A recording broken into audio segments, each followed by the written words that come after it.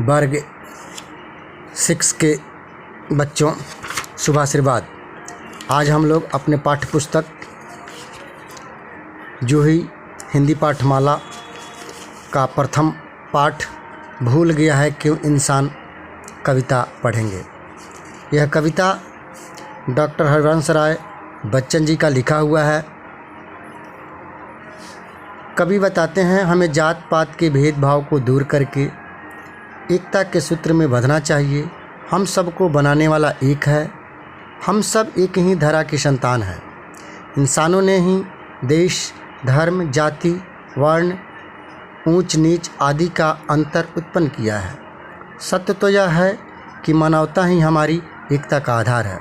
बच्चों, कविता में बताया गया है, भूल गया है क्यों इंसान, सबकी है मिट्टी की काया, सब पर नभ की निर्मल छाया, यहाँ नहीं कोई आया है ले विशेष वरदान, भूल गया है क्यों इंसान।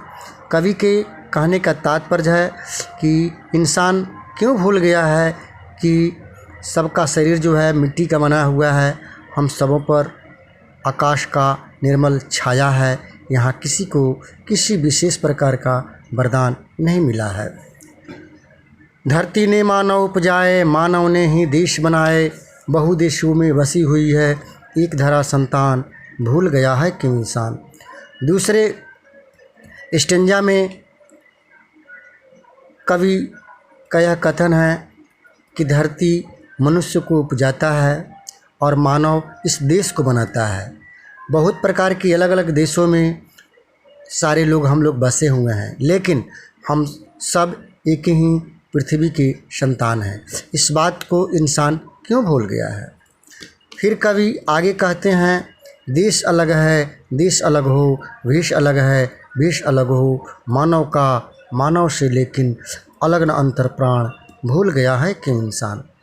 बच्चों, बच्चन जी कहते हैं, हम सबों का देश अलग है, भेष भी अलग है, लेकिन मानव के अंतर जो प्राण हैं, सब प्राण एक ही हैं, सबों के अंदर में एक ही जीवात्मा वास करती है। इस बात को मनुष्य क्यों भूल गया है। इस प्रकार इस कवि का मूल भाव यह है कि हम सब एक हैं। तो बच्चों, आज हम लोगों का प्रथम पाठ समाप्त हो रहा है। इसमें कवि के परिचय भी हम लोग थोड़ा प्राप्त करेंगे।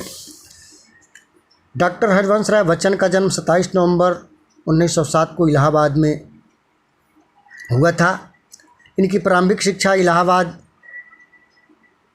की ही कायस्थ की पाठशाला में हुई थी। इन्होंने इलाहाबाद विश्वविद्यालय से प्रवक्ता के पद पर अध्ययन कार्य किया है एवं पद्म भूषण से सम्मानित कवि की मृत्यु 18 जनवरी 2003 को हो गई। बच्चन जी की प्रमुख रचनाएं हैं जो बच्चों आप लोग याद कर लेंगे, मधुशाला, मधुकलश, आकुल अंतर, निशा निमंत्रण, क्या भूलूं क्या याद करूं, बशेरे से दूर आदि। इसके अतिरिक्त इन्होंने उमर ख़याम की रुबाई याद का अनुवाद भी किया है। तो बच्चों, इस प्रकार हम लोगों का प्रथम पाठ भूल गया है कि इंसान समाप्त हुआ। अब आप सारे बच्चों से यह निवेदन है कि आप लोग इसका अभ्यास बनाकर, उत्तर प्रश्न बनाकर अपने कॉपी पर, जिसको आप लोग फेयर कहते हैं, कर करके जिस दिन विद्यालय खुलेगा उस दिन इस पाठ को हम चेक करेंगे। धन्यवाद।